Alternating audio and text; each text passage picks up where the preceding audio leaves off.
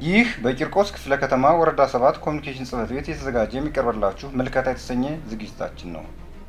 በዚህ ዝግጅታችን በወረዳ አስተዳደሩ የሚከናወኑ የልማትና የመልካም አስተዳደር ስራዎች እየተዳሰሱ ይቀርባሉ። በአገልግሎት አሰጣጥ ላይ የሚስተዋሉትን ችግሮች ለመፍታት ጠንካራ ክትትልና ድጋፍ ወሳኝ እንደሆነ ተገለጸ። በቂርቆስ ክፍለ ከተማ ወረዳ 7 አስተዳደር ፐብሊክ ሰርቪስና የሰው ሀብት ልማት ጽሕፈት ቤት በ2018 በጀት ዓመት በአገልግሎት አሰጣጥ ላይ የሚስተዋሉትን ችግሮች ለመፍታት ጠንካራ ክትትልና ድጋፍ እያደረገ እንደሚገኝ የጽሕፈት ቤቱ ኃላፊ አቶ ስለሺ አባይነ ገልጸዋል። በተለይ አርብና ሮብ እንዲሁም ሰኞንም ጨምሮ የባለጉዳይ ቀንን ሰራተኛው እንዴት እያገለገለ ነው፣ ተመሳሳይ ደግሞ የጽሕፈት ቤት ኃላፊው እንዴት እየሰራ ነው የሚለውን አገልግሎቱን ከማዘመን አንጻር እንዴት እየሰራ ነው የሚለውን ፖለቲካ ዘርፍን ጨምረን የመስክ ምልከታ እያደረግን ያለንበት ሁኔታዎች አሉ።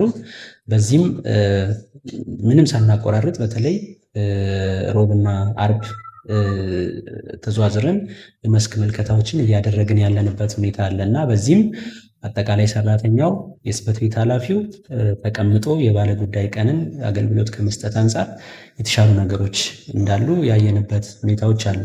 ከዛ ውጪ አጠቃላይ ከሀሁ ስራዎች ጋር ተያይዞ የደረት ባጅ በምናደርጋቸው መስክ ምልከታ ላይ የደረት ባጅ፣ የጠረጴዛ ባጅ እንዲሁም ደግሞ የቢሮ ጠቋሚ በአግባቡ ጽሕፈት ቤቶች አድርጎ ተገልጋዩ በአግባቡ በቀላሉ ተቋማትን እንዲያገኙ እና የሚፈልጉትን አገልግሎት የሚፈልጉትን ሰራተኛ እንዲያገኙ ባጅ እያደረጉ አገልግሎት የሚሰጡበት አግባብ የተሻለ እንደሆነ ያየንበት ሁኔታዎች ነው ያሉት ማለት ነው።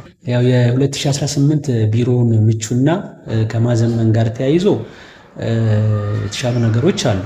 በተለይ አብዛኛው እዚህኛው ህንፃ ላይ ያሉ ቢሮዎች በደንብ ቀድሞም አሁንም ለማዘመን ጥረት እየተደረገ ያለበት ሁኔታዎች አሉ። ከዛ ውጭ ምድረ ግቢውን ከምቹና ጽዱ ከማድረግ ጋር ተያይዞ ያው ከጽዳት አስተዳደር ጋር በመሆን አርብ በየሳምንቱ አጠቃላይ የጽዳት ዘመቻ ስራዎች እየተሰሩ እንደሆነና አጠቃላይ ይህን ተጠናክሮ መቀጠል እንዳለበት በጽሕፈት ቤት ደረጃ እየገመገምን እየሄድን ያለንበት ሁኔታ ነው ያለው ማለት ነው።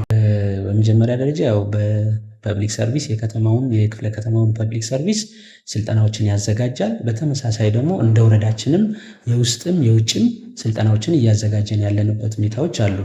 በተለይ ከውስጥ ላይ የዳሳ ጥናት ሰርተናል። በሁሉም ጽሕፈት ቤት ላይ የትኛው ላይ ነው ክፍተት ያለው ስልጠና ሰራተኛው የክህሎት ክፍተት ያለበት የትኛው ላይ ነው፣ በዚህኛው ላይ ስልጠና ይሰጠን የሚለው ነገር መጀመሪያ የፍላጎት ዳሰሳ አድርገናል። በዛ ፍላጎት ዳሰሳ መሰረት ስልጠናዎችን አሁን ቀጣይ በዚህ ሳምንት የምንሰጥበት ሁኔታዎች አሉ። ግን በዙር በክፍለ ከተማ ደረጃም በከተማም ደረጃ የስራ ሂደቶች ስልጠና እየተሰጠ ነው በዙር። በተመሳሳይ ደግሞ ፈጻሚዎችም በ4 ዙር ተሸንሽኖ እኛ ያው ለይተን ለክፍለ ከተማ በመስጠት ስልጠናዎች እየተሰጠ ያለበት ሁኔታዎች አሉ ማለት ነው። ስለዚህ እኛ ያው በጥናት ነው እንትን እያደረግን ያለ ነውና ከዛ ውጪ ግን ፖለቲካ ዘርፍም አጠቃላይ ከአገልግሎት አሰጣጥ ጋር ተያይዞ ከሰራተኛ አዋጅ ጋር ተያይዞ ስልጠናዎች ተሰጥቷል። በርካታ ስልጠናዎች ተሰጥተዋል። ይህንን ግን አሁንም በፍላጎት መሰረት ያደረገ መሆን ስላለበት ፍላጎትን በሁሉም ጽሕፈት ቤት ለይተናል። የመስጠት ስራዎችን እንሰራለን ነው።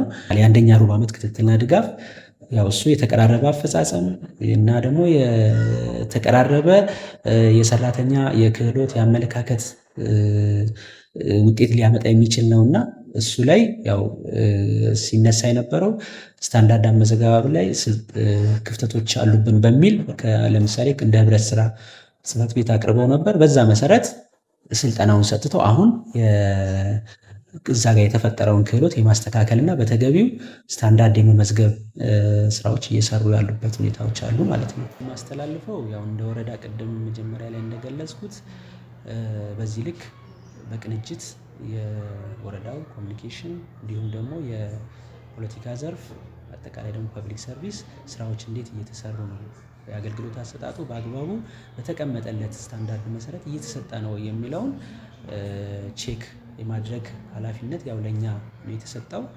ስለዚህ በዚህ መሰረት ያው ክትትል የምናደርግበት ሁኔታዎች ይኖራሉ።